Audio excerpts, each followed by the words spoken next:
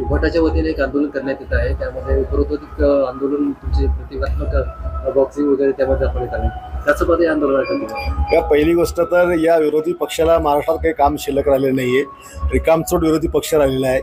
लोकांच्या प्रश्नावर त्यांनी बोललं पाहिजे, शेतकऱ्यांच्या प्रश्नावर बोललं पाहिजे, बेरोजगार बोललं पाहिजे.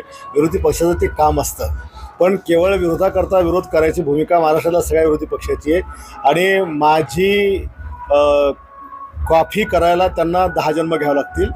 माझी कॉफी मी ओरिजिनल आहे, त्यामुळे माझी कॉफी करणं हे उभाटाच्या बापाला जमणार नाही. प्रश्न विचारला की आपल्या मतदारसंघात सुद्धा आपलं बॉक्सिंग मारतानाचं एक प्रतिकात्मक आंदोलन केलं, त्यावर मी तुम्हाला हे उत्तर दिलं की माझे प्रतिकात्मक आंदोलन करण्याची उभाटाच्या कार्यकर्त्यांच्या बापाची अवकात नाही, का उभाटाच्या कार्यकर्त्यांच्या बापाची औलाद नाही, हे माझे शब्द आहेत.